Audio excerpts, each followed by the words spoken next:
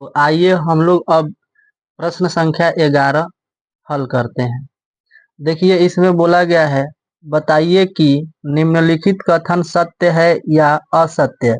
कारण सहित अपने उत्तर की पुष्टि। देखिए बोला गया है कि tan a का मान सदैव 1 से कम होता है।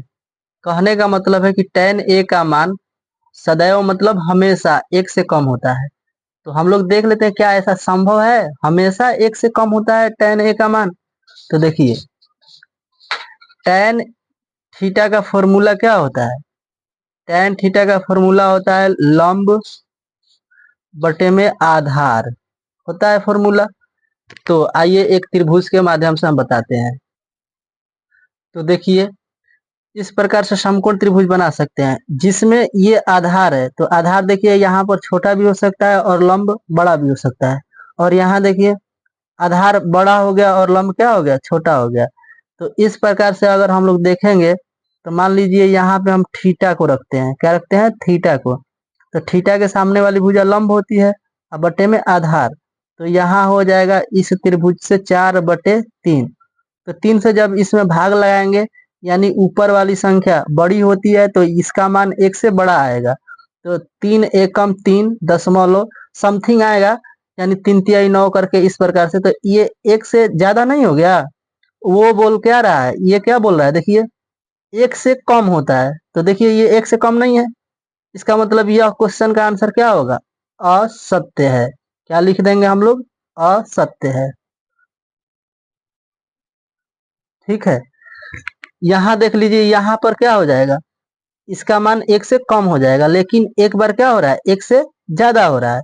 तो ये जो कहा गया है ये कथन असत्य है। तो ये आंसर हो गया इस क्वेश्चन का। चलिए इसका दूसरा पार्ट देखते हैं। देखिए कोण ए के किसी मान के लिए सेक ए बराबर 12/5, क्या सेक ए बराबर 12/5 सत्य है। तो देखिए सेक ए के लिए फॉर्मूला क्या होता है, या सेक थीटा के लिए फॉर्मूला क्या होता है, कर्ण बटे में आधार। तो देखिए कर्ण हमेशा क्या होती है, बड़ी भुजा होती है, ठीक है, और आधार कर्ण से छोटी होती है, यह भुजा क्या होगी, छोटी। तो देखिए ऊपर दिया गया है 12 जो है आधार से क्या है, देखिए ये कौन हो जाएगी भुजा, और यह भुजा क्या होगी, आधार होगी।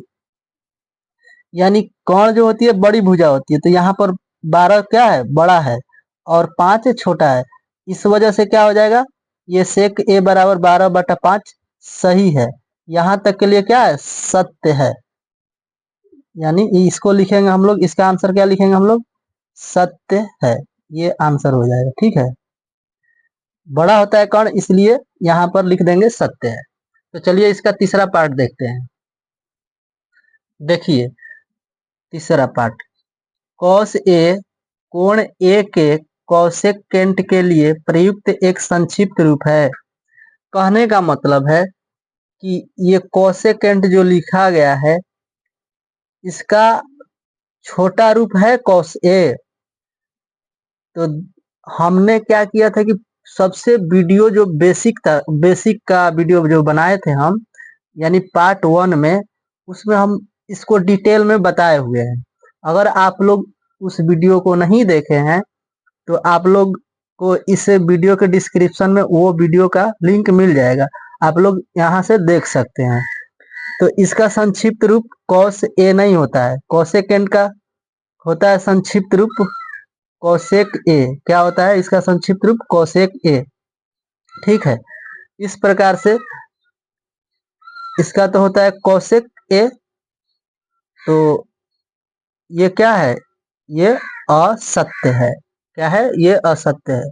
आप लोग उस वीडियो को जरूर देख लीजिएगा, उसमें हमने डिटेल में समझाया हुआ है, ठीक है।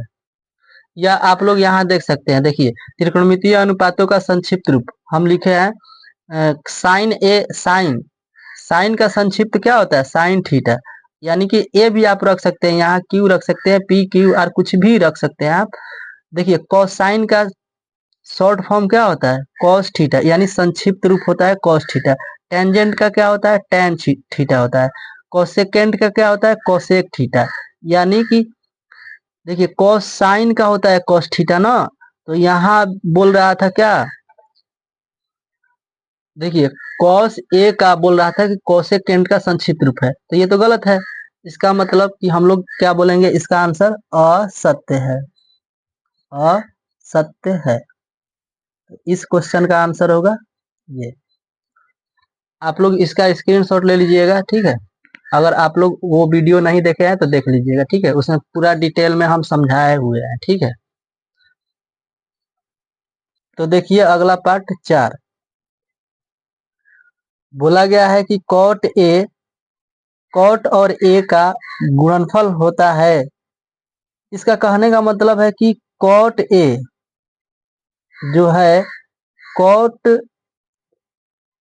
और इस ए का गुणा होता है, तो ये बात क्या है, गलत है। क्या है, ये गलत है।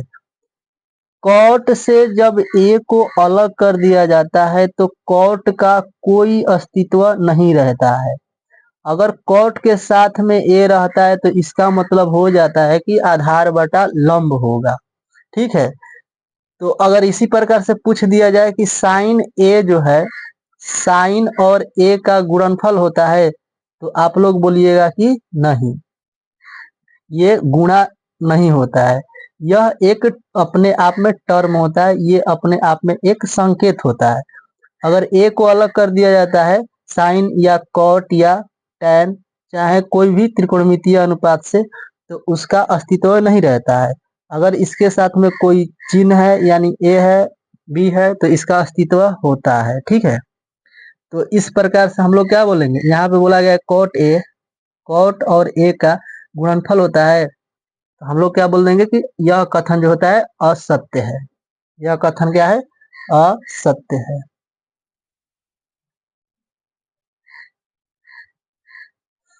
ठीक है।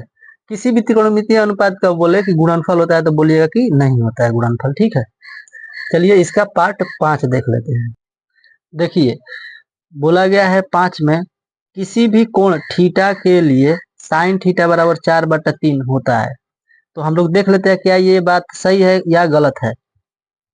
तो देखिए साइन के लिए फॉर्मूला क्या होता है, साइन थीटा या साइन ए के लिए फॉर्मूला जो होता है, लंब बटे में क्या होता है, कर्ण, ठीक है।